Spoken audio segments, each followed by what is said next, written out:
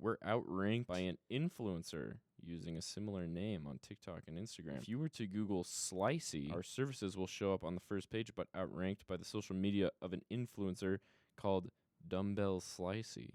She has a huge following, 250,000 on Instagram alone. How hard will it be to outrank her for that word on Google? And what steps can we take, really? Publish more blogs spamming the keyword Slicey? It's hard to say because I mean that's not super massive.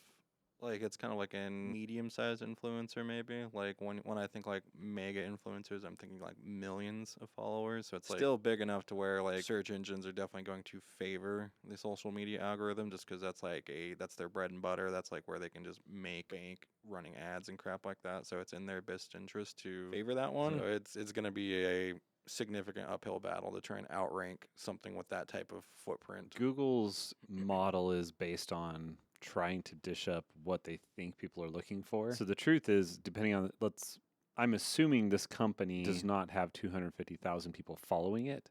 Yeah.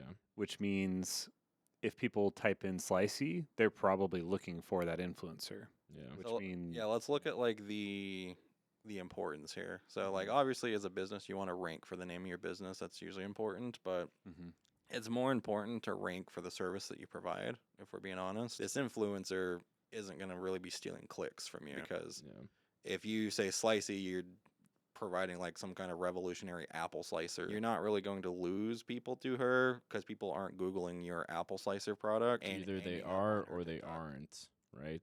Either they're Googling your company or they're Googling her. So yeah, I mean, really, if you're ranked second under your business name behind this influencer, you're only really going to be overshadowed by people specifically searching the name of your brand rather than the service it provides. And then still people are just going to scroll to that second result and find you anyway. I hate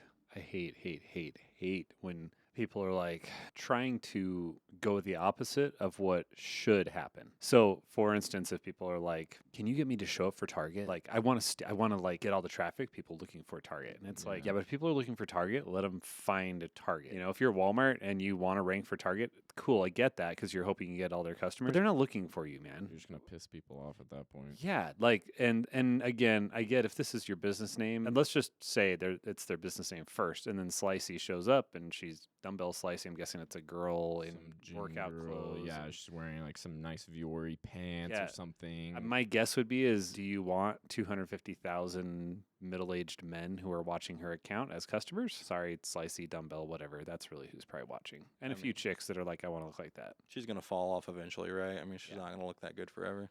That's why you never have an Instagram account that says fit whatever your name is, because if you ever become not fit, you kind of anyway, not to get off on a tangent, but my point is, like, if you're in this dilemma, it's one thing if you had the name first and you're like, hey, somebody just popped up. But even then, we live in a competitive market. Like, if someone does a better job of being more branded than you are, then they're going to get the traffic. But I agree with Zach. Like, if people aren't really looking for you, if they're looking for this dumbbell chick, then let them find her. Don't worry about it. Yeah, it's interesting. Like, you just got to kind of get back to the reason why you want to rank for something. Because if somebody's, like, say it is, you are a very high-tech apple slicer company, and somebody looks up Slicey, and they happen to click on this girl's Instagram. Yeah, sure, maybe she's, super fine, and they get lost in the sauce and are looking at her Instagram. But eventually they're going to be like, yeah, I was actually looking for that apple slicer, and they're just going to go back and, like what Zach said, they're going to go to the result that they're looking for. Yeah. They're not going to get duped. And I would just tell, like, practical advice, brand everything as apple Slicey or something like that. So that way, like you said, if people then are like, that's not what I wanted, they'll go back and type in apple slicer, Slicey, or whatever, and then you should easily be able to show up for that. So just brand it properly to differentiate yourself. But